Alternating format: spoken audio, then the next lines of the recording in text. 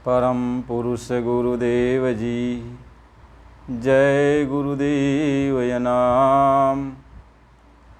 अलख यगम की पार में स्वामी तुम्हें प्रणाम।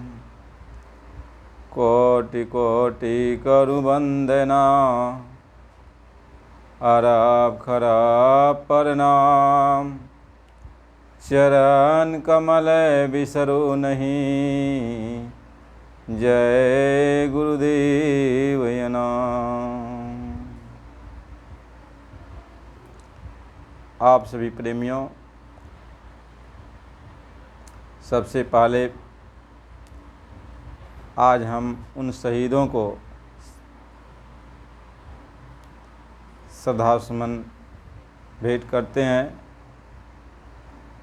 और प्रणाम करते हैं कि जिन्होंने भारत भूमि को, भारत माता को आज़ाद कराने के लिए अपने तन की बलिदान किया, जिनके बदौलत ये भारत देश स्वतंत्र हुआ। हम सभी भारतवासी उनको कोटि कोटि नमन करते हैं।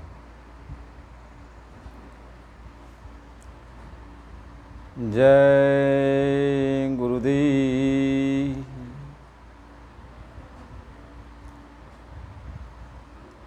परम पूज्य स्वामी जी महाराज के चरणों में कोटि कोटि प्रणाम। आप सभी प्रेमी भाई बहनों, आज का ये सत्संग है जब एक सत्संगी की मृत्यु होती है।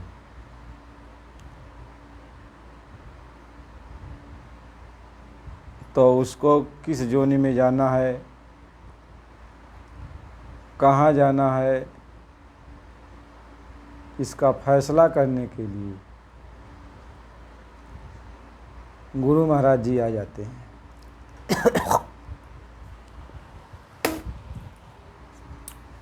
इसका फैसला करने के लिए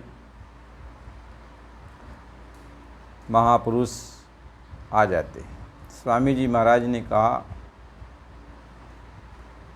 कि जब किसी की भी कोई सत्संगी हो या न हो, यदि आपके घर में कोई है, बुजुर्ग है या वैसा कोई है, यदि ये जान रहे हो कि इनका अंतिम समय आ गया, स्त्री है तो बाएं कान में 10 बार जय गुरुदेव नाम प्रभु का बोलो, और पुरुष हैं तो दाएं कान में 10 बार जय गुरुदेव नाम प्रभु का बोलो। तो स्वामी जी महाराज ने कहा मैं उनसे मिलूँगा और उनकी आत्मा की संभाल कर लूँगा। यदि उनका जीवन शेष कुछ है तब तो वो जिंदा हो जाएंगे, और नहीं है तो फिर वो चल देंगे, लेकिन उनकी संभाल हो जाएगी। सभी सत्संगियों को ये चाहिए कि यदि उनके घर में, परिवार में, समाज में यदि कहीं भी ऐसी कोई अकस्मित बात आ जाती है और आप मौजूद रहो, तो उनकी आत्मा की संभाल करने के लिए इस काम को तो आपको करना चाहिए।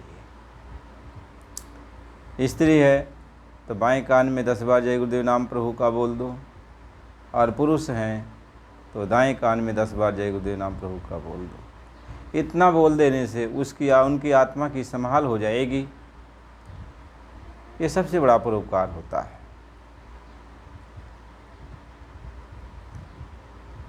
देखो, हम लोग स्वतंत्र देश में हैं। अब ये है कि ये हमारी आत्मा जो अपने देश सतलोक से आई है, और ये ईश्वर के देश में, इनको काल माया का देश कहा जाता है। इस काल माया के देश में हमारी आत्मा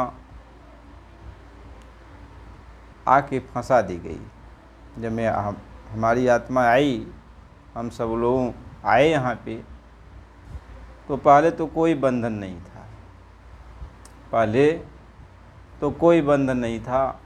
सतयुग साप जोगी विज्ञानी और कार्य हर ध्यान तरह भव प्राणी। यानी सतलोक से लेके इस मृत्यु लोक तक सारे रास्ते साफ थे, कहीं किसी प्रकार का कोई रोड़ा नहीं था, कोई अड़चन नहीं थी, कुछ नहीं था, कोई बाधा नहीं था। जब यहाँ पे आत्मा मृतलोक में आती, 1,00,000 वर्ष की उम्र उसकी पूरी हो जाती, तो इस शरीर को छोड़ देती और सामने नाम की डोरी को पकड़ के वह सीधे अपने घर चली जाती थी। कहीं कोई रोक टोक था ही नहीं, आत्मा अपने घर चली जाती थी। बहुत सारी आत्माएं अपने घर चली गई। जब ये सारी आत्माएं अपने घर चली गई तो ईश्वर ने सोचा कि ये सब चले जाएंगे तो मैं राज किस पर करूँगा, अब तो इनको रोकना चाहिए। यदि मैं दोबारा तपस्या करूं तो मालिक खुश हो न खुश हो, फिर हमें फिर वरदान में दे या न दे, तो फिर मैं अकेले ही पड़ा रहूँगा। कैसे कोई कहता भैया हम अकेले यहाँ नहीं रह सकते, आप सब लोग रहो। तो ऐसे ईश्वर इस जहाँ सोचते थे कि सारी आत्माएं यहाँ पे रुकें। लेकिन सबसे बड़ी विचित्र बात यह थी कि आत्माओं को रोका नहीं जा सकता था। क्यों? कि आत्मा जब अपने देश सचखंड से आई थी तो इनके ऊपर कोई पर्दा नहीं था, इनको अपने देश की पूरी खबर थी। अपने देश का जो है आनंद, अपने देश का जो है जो परमानंद मालिक का जो दर्शन, मैंने जो भी अपने देश का महिमा था, अपने देश का जो आनंद था, परमानंद का जो सागर था, वो सब मालूम था आत्माओं को। और यहाँ तो यही एक बुद्ध की रचना है, तो कितनों कोई कोशिश करता ये आत्माएं रुक नहीं सकती थी। क्योंकि जहाँ अथाह सागर है आनंद का, उस आनंद सागर को छोड़ के कोई क्षणिक सुख में यहाँ कैसे रुकेगा। यहाँ क्षणिक आनंद है तो यहाँ कैसे रुकेगा। तो अब कोई आत्मा रुक ही नहीं सकती थी। तब ईश्वर ने माया से कहा अब इन्हें तो रोकना चाहिए, क्योंकि जब तक इनको रोका नहीं जाएगा तब तक काम बनेगा नहीं। लेकिन ज़बरदस्ती तो रोक भी नहीं सकती। ये ज़बरदस्ती जरा सा भी करेंगे तो प्रभु जो है मालिक सबको एक बैग उठा ले जाएंगे, सबको बुला लेंगे। तो ऐसा भी नहीं कर सकते।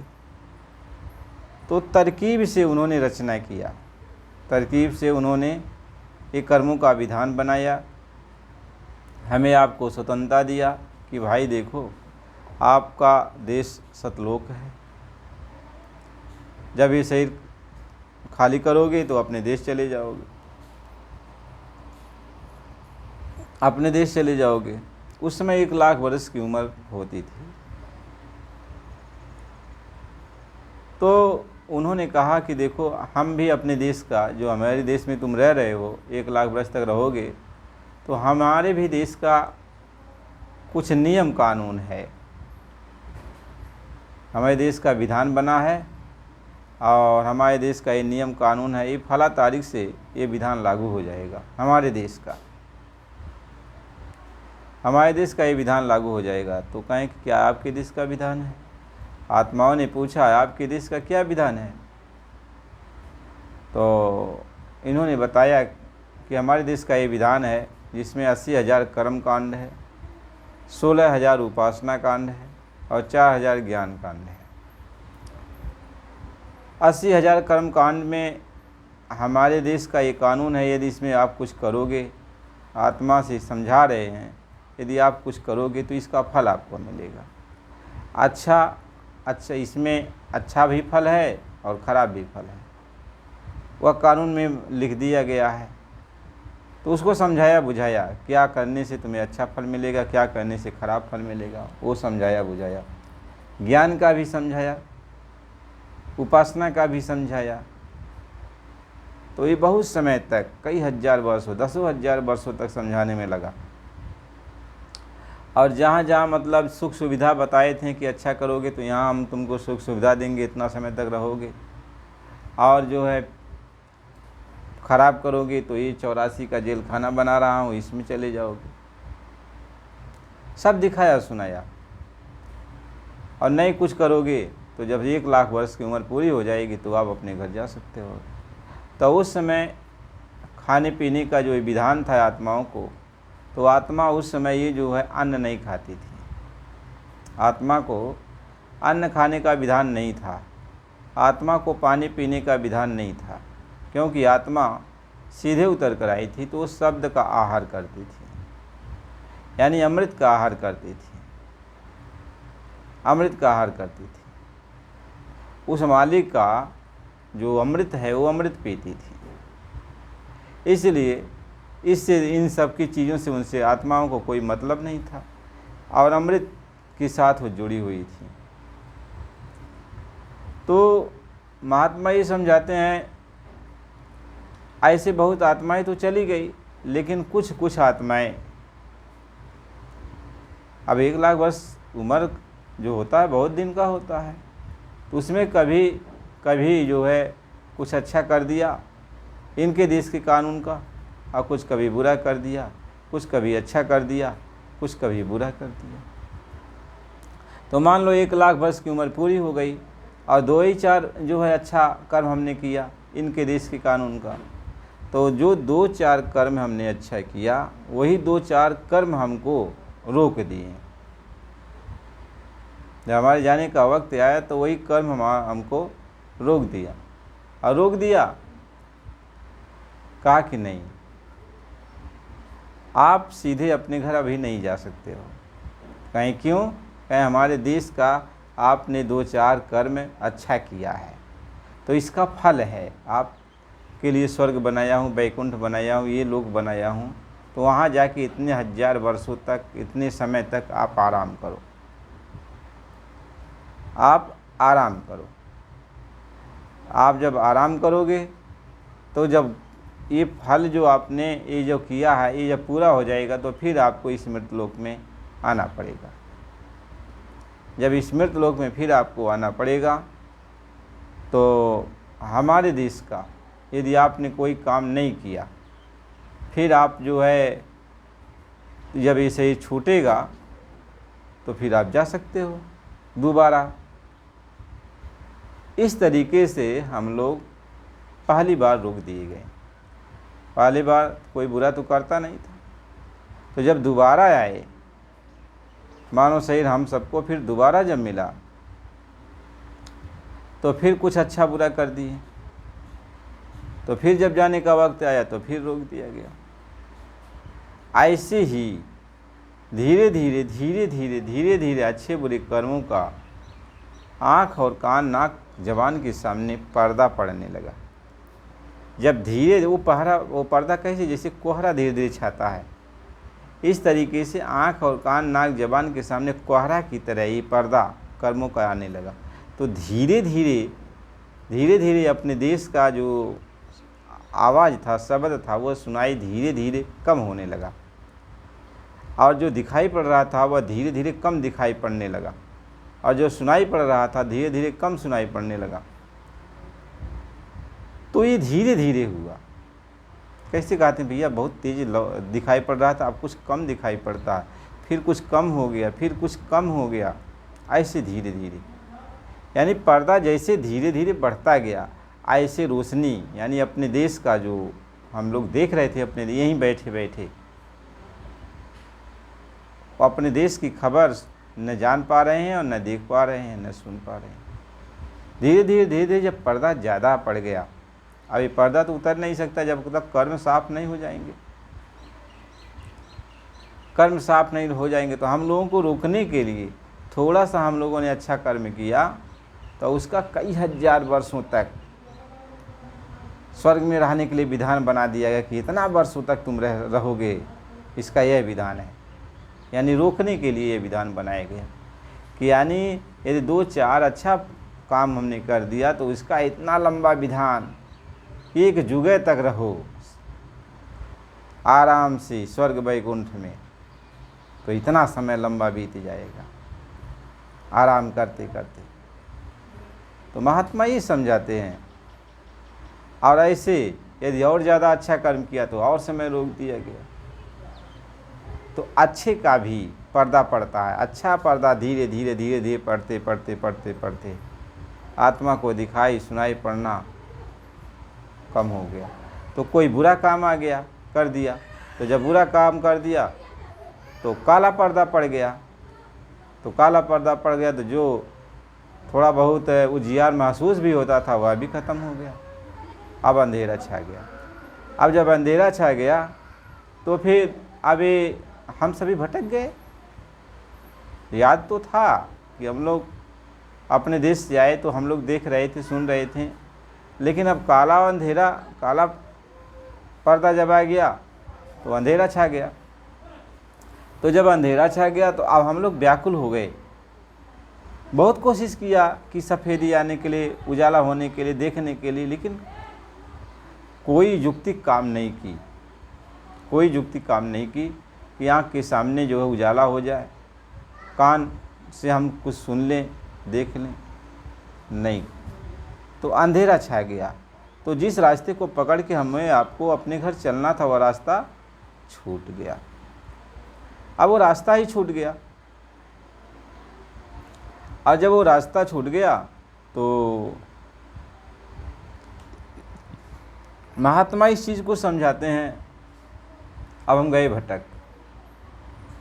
हम जैसे भाई कितना ज्ञानवान आदमी हो, समझदार आदमी हो, लेकिन यदि उसको आँख से दिखाई नहीं पड़ता, कान से सुनाई नहीं पड़ता है तो बेबस है, लाचार है ना। अब लाचार है, उसको कोई भी हंस किल्ली कर सकता है, कहीं उसको कोई ठोकर मार के भी चला जाएगा, वो क्या करेगा। कहीं उसको कोई खाई खंडक में गिरा देगा तो क्या करेगा। ऐसे ही जब आँख के हम अंधे हो गए, कान के बहरे हो गए, नहीं कुछ समझ में आया, तो हम लोगों से जब जब मानव शरीर दिया गया तब तब हम लोगों ने बुरा अच्छा बुरा कर्म करते चले गए। और तब से आज तक न सामने उजाला हुआ, न आवाज़ हमको सुनाई पड़ी अपने घर जाने का, न मार्ग दिखाई पड़ा, और हम लोग यहीं पे आके रुक गए। अब कहते हैं कि यहाँ पर अब जो है अपने घर जाने के लिए काल भगवान ने, त्रिलोकीनाथ ने विधान बनाया कि अब विधान बनाया जैसे अब लोग, भाई अंधा आदमी है तो उसको कोई कह दे कि ये मंत्र पढ़ो, ये जाप करो तो तुम्हारी आँख खुल जाएगी, ये मंत्र पढ़ो, ये जाप करो तुम्हारे कान खुल जाएंगे, ये मंत्र पढ़ो, ये जाप करो तुम अपने घर पहुंच जाओगे। अब अंधे आदमी को कोई कुछ भी, वो बेचारा भरोसा तो करेगा भैया। तो जो नाम बताया, तो उसका वो नाम जपने लगा। जो रास्ता बताया उस रास्ते पर वो चलने लगा। अब चाहे उस रास्ते पे जा रहा, भले आगे जो है खाई हो, भले गिर गया, तो नरक की खाई तो इसी को कहते हैं। सब खाई बनी। इसके बाद तब जब दिखाई सुनाई पड़ना बंद हो गया तब नरक और 84 में डाला गया हमें आपको, क्योंकि अब हमें आपसे कोई अच्छा कर्म बन ही नहीं पड़ता। अब दूसरा पराया मनुष्य अब हम लोगों से जो भी चाहता वो कराता है। यानी अब आत्मा को जो है सहारा चाहिए। अब आत्मा को सहारा चाहिए। आत्मा की आँख नहीं है तो उसको अब आँख चाहिए, आँख वाला कोई चाहिए। तब हम लोगों के साथ मन लगाया गया, बुद्धि लगाया गया, चित्त लगाया गया, अहंकार लगाया गया। यानी अब आत्मा को जब दोबारा शरीर दिया गया तो उस शरीर में मन बुद्धि चित्त अहंकार दिया गया कि अब ये मन तुम्हारी आँख बनेगा, मन ही तुम्हारा कान बनेगा, और मन ही तुम्हारी आवाज़ बनेगा। ये मन ही सबको, मन ही ये आँख होगी। तब आत्मा ये अब कहने लगी कि भाई मैं मन की आँख से देखती हूँ, अपने मन के कान से सुनती हूँ, अपने मन से स्वाद लेती हूँ, अपने मन से। यानी मन मेरा जो कहता जैसा जहर पिलाता है तो भी अमृत कह दिया तो वह पीती हूँ। यानी अब मेरा मन जो कहता है मैं वही करती हूँ।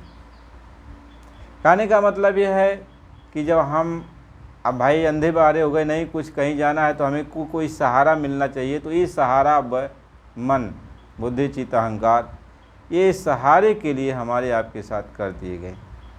अब इनको समझा दिया गया जो सहारा देने वाले थे इनको कि ये कभी भी इनको उस मार्ग पर कभी भी मत ले जाना जिस मार्ग से ये जो है अपने घर जा सके। बस अब तो इनको कुछ सूझेगा नहीं, तो इनको कर्मों में और उलझाना, यानी कि ऐसा कर्म कराना कि कर्म में ही इधर ही पड़े रहें, स्वर्ग में, वैकुंठ में, आदि लोकों में आवे जाएं, नरक, और ख़राब करेंगे तो 84 में इनको भेजा जाएगा, नरकों में भेजा जाएगा।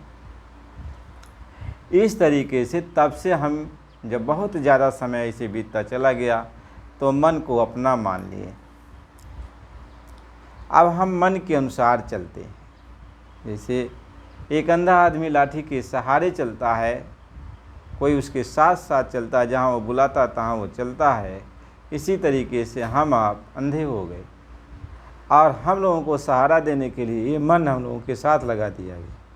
अब ये मन हम लोगों को जहाँ जहाँ लेके चलता है, जैसा जैसा करवाता है, हम वैसे वैसे करते हैं। महात्मा इस बात को समझा रहे।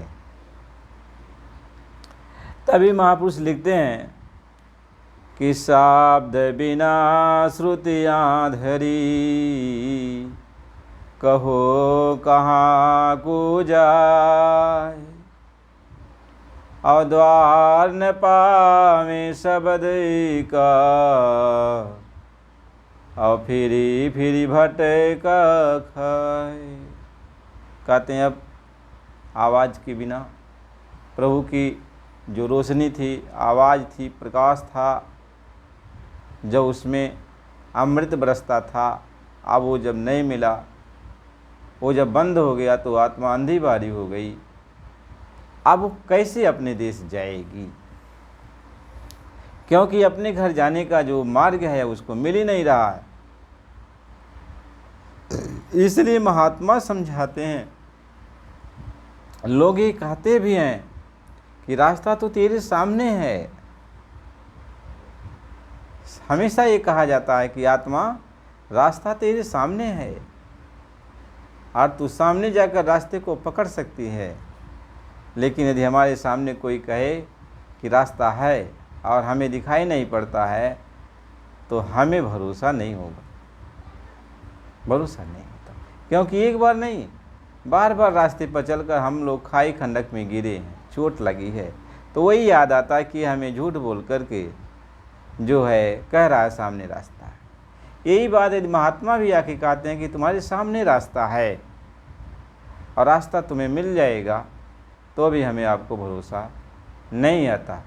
इसलिए हम लोग बार बार ठोकर सहे, बार बार नरकों 84 में गए, नाना कष्ट झेला, लेकिन तकलीफ़ कम होने का नाम ही नहीं ले हो रहा, तकलीफ़ कम नहीं हो रहा है।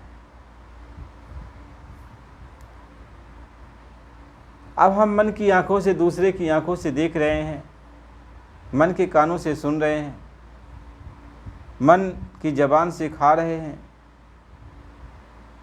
महात्मा ये समझाते हैं, अब मन मुरीद संसार है, आ गुरु मुरीद कोई साध, आजो माने गुरु बचन को, ताको मतायगा। कहते हैं कि अब सारे संसार में, यानी जितनी भी आत्माएं हैं, चाहे चर अचर, नभचर, थलचर, जितने भी जीव जंतु जहाँ जहाँ पर भी हैं, सब मन के अधीन है। मन उनको इधर से उधर लेके आ रहा है, जा रहा है, आ रहा है, जा रहा है। मन ही भक्ति करवाता है। मन कहता भक्ति करो, मन कहता भक्ति छोड़ दो, मन कहता है गंदे गंदे काम करो, तो मन कहता है इनको अब छोड़ दो। मन है जो कभी जोगी बनाएगा, तपस्वी बनाएगा, सन्यासी बनाएगा, साधु महात्मा बनाएगा, और मन ही है कभी कभी फिर हमको आपको भोगी बनाएगा, रोगी बनाएगा, निशाचर बनाएगा। हर तरह से ये मन है, ये मन है जो अनेक रूप में हम लोगों को भरमा देता है, अनेक तरह से कर्म करा देता है, और दूसरा कोई संगी साथी है नहीं, दूसरा कोई संगी साथी है नहीं। इसलिए महात्मा ने कहा कि जिन्होंने मार मन डाला उन्हीं को सूरमा कहना, बड़ा वैरी या मनघट में इसी को जीतना कठिना। पढ़ो तुम इसी के पीछे और सब ही जतन तजना, हार जब जाए मन तुझे चढ़ा दे सूरत को गगन। और सब काम जग झूठा त्याग दे इसी को गहना। तो महात्मा तो यही बात समझाते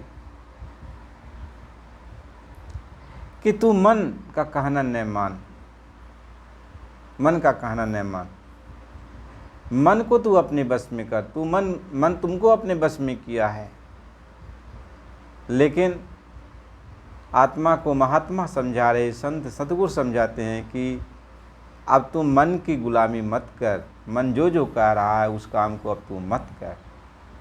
तो भरोसा नहीं होता भाई, यही जीवन भर का हमारा साथी है और यही हमको अच्छे बुरे सभी दिनों में मेरे साथ रहा।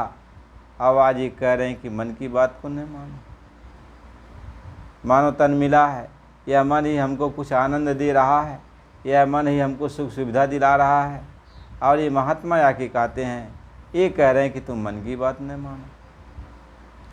महात्मा समझाते हैं कि ये भाव में गोते दिलवाए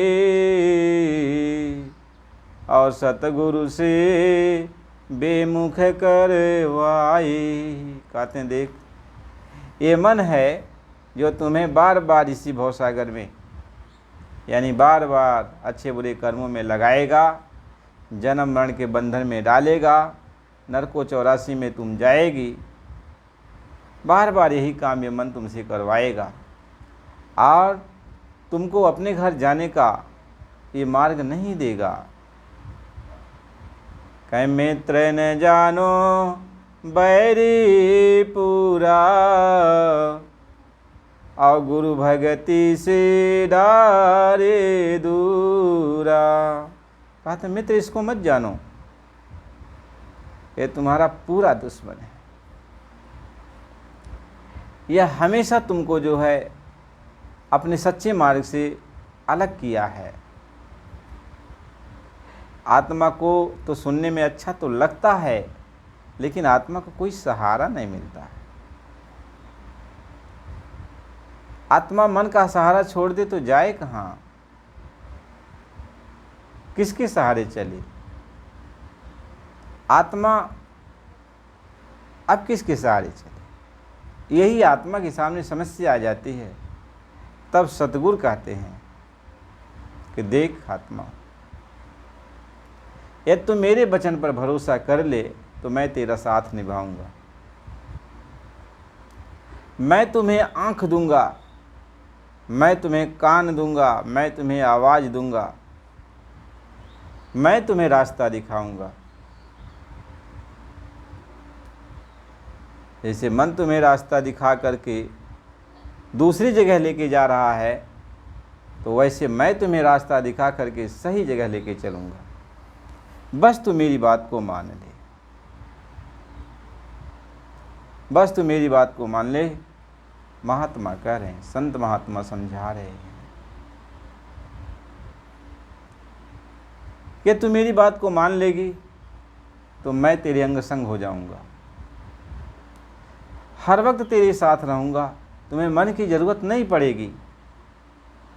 जो कुछ भी तुम्हें ज़रूरत पड़ेगी हम तुम्हारी ज़रूरत को पूरा करेंगे। बस तू मेरा कहना मान ले, मेरी बात को मान ले। अब की बात मेरी बात को मान ले, ये मानव तन तुमको मिला है, तू मेरी बात को मान ले। मैं जैसा कहूँ वैसा तुम कर, क्योंकि जन्म जन्म तूने मन की बात को मानी है, और आज तक तुम अपने घर नहीं जा पाई, अपार कष्ट तुमको मिला है, तो अपने घर अब तुम चलो, हम तुम्हें लेने के लिए आए हैं, ले चलने के लिए आए हैं, मेरी बात को तुम मान। आत्मा तो कहती है आपकी बात पर हमें भरोसा होता है, लेकिन अब मुझे कुछ सूझता नहीं है, मुझे कुछ सोचता नहीं है कि मैं किधर जाऊं, क्योंकि चारों तरफ अंधेरा ही अंधेरा दिखाई पड़ता है, कहीं कोई रोशनी नहीं है, और मन मेरी बाह को पकड़े हुए है, और मन जिधर चाहता है मुझको खींच के लेके जा रहा है, ये मेरी बाह को पकड़ा हुआ। ये जैसे मन मेरी बाह को पकड़ा है, ऐसे आप मेरी बाह को पकड़ लो, तब तो हमको भरोसा हो जाए कि हाँ, आप हमको जहाँ ले चलोगे वहाँ हम चल पाएंगे। ये आत्मा संत सद्गुरु से कहती है कि आप मेरी बाह को पकड़ लो, क्योंकि मैं तो आपकी बाह पकड़ नहीं सकता, मैं तो आँख की अंधी हूँ, कान की बहरी हूँ, लेकिन यदि आप मेरी बाह को पकड़ लें तो भरोसा हो जाएगा कि हाँ, आप मुझे सही दिशा दिखा देंगे, सही जगह लेके चलेंगे। ये आत्मा संत सद्गुरु से एक बात कहती है, अपने दिल की बात कहती है। वास्तव में बात तो सही है, मन ने तो बाह पकड़ा ही है, तो मन जिधर जिधर लेके जाता है हम चलते हैं। लेकिन जब उसी तरीके से संत सद्गुरु मेरी बाह को पकड़ लेते तो अनुभव हो जाएगा ना कि हाँ, गुरु ने मेरी बाह को पकड़ ली, तो अनुभव हो जाता, तो हम गुरु के साथ चल पड़ते। तो सद्गुरु कहते हैं ठीक, हम तुम्हारी बाह को पकड़ेंगे। अब जब सद्गुरु ने कह दिया कि तुम्हारी बाह को पकड़ेंगे, तो सद्गुरु जब बाह पकड़ा तो हमें अब एहसास होना चाहिए ना कि जैसे कोई हमारी बाह को पकड़ेगा तो हमें अनुभव हो जाएगा हमारी बाह को कोई पकड़ा है, क्योंकि हम उसको स्पर्श करेंगे, मालूम हो गया। इस तरीके से जब सद्गुरु ने हमारी बाह को पकड़ी तो हमें महसूस हुआ कि गुरु ने मेरी बाह को पकड़ लिया। तो क्या हुआ, कैसे महसूस हुआ? महात्मा ये समझाते हैं कि आत्मा जो बहरी थी, जिसको अंदर कुछ सुनाई नहीं पड़ता था, अब आत्मा के अंदर सुनाई पड़ने लगा। यानी आत्मा जैसे गुरु ने बाँह पकड़ी तैसे आत्मा को गुरु की आवाज़ सुनाई पड़ने लगी। जैसे अब तक तो मन की आवाज़ सुनती थी। कैसे कोई कहता मेरा मन कहता है कि भूख लगी, तो आत्मा कहती है कि अब हम कुछ कर नहीं पाएंगे, मुझे बहुत भूख लगी। मेरा मन कहता है मुझे भूख लगी है, मेरा मन कहता है मुझे प्यास लगी है, तो आत्मा कहती है कि अब हम पानी पिएंगे। यानी मन की बात हम सुन रहे हैं।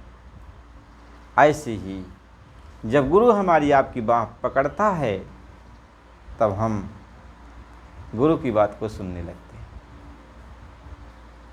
लगते हैं, अनुभव होते, गुरु की आवाज़ मिलने लगती है। तब आत्मा भरोसा करती है कि हाँ, ये मेरी बाँह को पकड़ लिए हैं, अब ये जो दिशा हमको दिखाएंगे उसी तरफ हम चलेंगे। यदि अब गुरु इधर बाँह पकड़े हैं, मन उधर बाँह पकड़ा, अब दोनों में खींचातानी है। अब आत्मा का ख्याल जिधर जाएगा, ये देखो सहज मार्ग है। यानी ख्याल आत्मा का ख्याल जिधर जाएगा, एक तरफ का बंधन ढीला हो जाएगा। यदि आत्मा का ख्याल मन की तरफ जा रहा है, मन खींच रहा है, और आत्मा का ख्याल मन की तरफ चला गया, तो गुरु का बंधन ढीला हो जाएगा। यानी गुरु खींचेंगे नहीं, पकड़े तो हैं, खींचेंगे नहीं। अब आत्मा उधर मन के साथ चली जाएगी। यदि आत्मा जो है गुरु के साथ चल पड़ी, ख्याल आत्मा का गुरु की तरफ हो गया, तो मन का बंधन ढीला हो जाएगा और मन कुछ कर नहीं पाएगा। पकड़ा तो है लेकिन कुछ कर नहीं पाएगा। बस इसमें आत्मा का खेल है। अब आत्मा की ख्याल का खेल है, तवज्जो का ख्याल है कि आत्मा या गुरु की तरफ अपना ख्याल करे या मन की तरफ अपना ख्याल करे। महात्मा इस बात को समझाते हैं, प्यार से समझाते हैं गुरु महाराज जी। अब हमें आपको जब उन्होंने बाँह पकड़ी तो अनुभव शुरू होगा। जैसे मन का अनुभव है ऐसे अब गुरु का अनुभव, यानी अब गुरु जो भी कहते हैं वह हमें महसूस होने लगता है, महसूस होने लगता है, तो हम गुरु के साथ चल पड़ते हैं। गुरु महाराज जी अब यही समझाते हैं कि आत्मा गुरु के साथ गुरु के वचन को मान रही है, यानी गुरु जो भी बात कर रहे हैं कह रहे हैं, आत्मा उस बात को अब समझ रही है, क्योंकि अंदर में उसको गुरु की अब आवाज़ सुनाई पड़ने लगी। अंदर में गुरु की आवाज़ सुनाई पड़ने लगी। अब गुरु से कहती है कि गुरु महाराज जी आपकी आवाज़ तो हमें मिल रही है, अब आपके प्रति हमारा ख्याल जा रहा है, आपने मेरी बाँह पकड़ ली है, लेकिन हमारी आँख खोल दीजिए और हमारे अब कान को खोल दीजिए। अब मुझे दिखाई भी पड़े और मुझे सुनाई भी पड़े।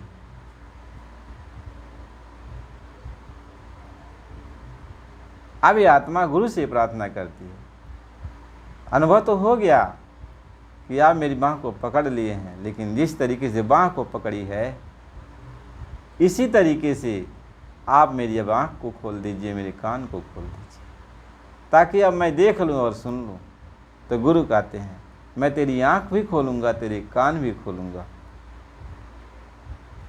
तेरी आँख के सामने जो पर्दा पड़ा उस पर्दे को हटाऊँगा।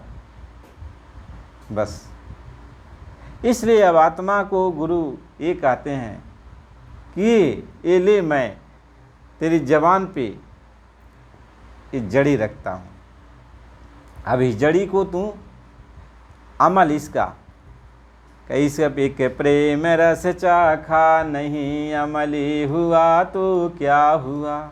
कहते ये प्रेम रस है, यानी नाम रस है।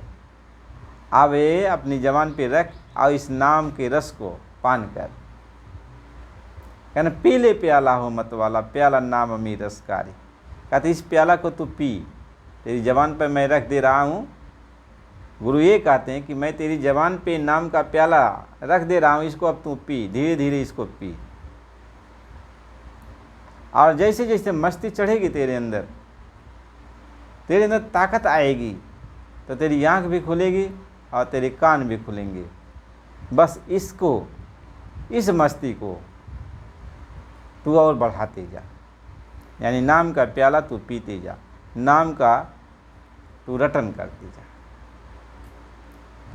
कहते 5 नाम का सिमरन करो और श्याम शीत में सूरत धरो। कहते श्याम शीत यानी जो तुम्हें सामने अंधेरा है उसमें सामने एक बहुत छोटा काला तिल दिखाई पड़ेगा, यानी छोटा सा, उसको तिल ही समझो। वो चमकता होगा, यानी उसमें सफ़ेदी है, वो चमकता है, एक तारा है, उस पर तुम अपना ध्यान लगाना। तुम्हारी आँख के सामने जो है एक काला तिल दिखाई पड़ेगा, लेकिन वह सफ़ेद होगा, यानी उसमें सफ़ेदी होगी, चमकता होगा। कैसे कोई चीज़ चमकता है? सफ़ेद रहेगा, काला रहेगा तो भी चमक है, लाइट महसूस होती है उसमें, तो चमकता है। कहीं उसी को श्याम शीत है, श्याम तो है लेकिन चमकदार है, वो चमकता है, उस पर ध्यान लगाओ। और ध्यान लगाओ और जो आवाज़ तुम्हें सुनाई पड़ रही है वहाँ ध्यान लगाओ, और जो आवाज़ सुनाई पड़ रही है उस आवाज़ को तुम सुनो। ऐसा करते करते, अभ्यास करते करते तुम्हारे जो कर्म हैं, तुम्हारे ऊपर आँख में जो पर्दा पड़ गया कान पर, ये साफ हो जाएंगे। और मैं तो तेरी बाँह पकड़ा। महात्मा तो इस बात को समझाते हैं। अब ये आत्मा जब नाम का सिमरन करती है, ख्याल करती है, ध्यान करती है,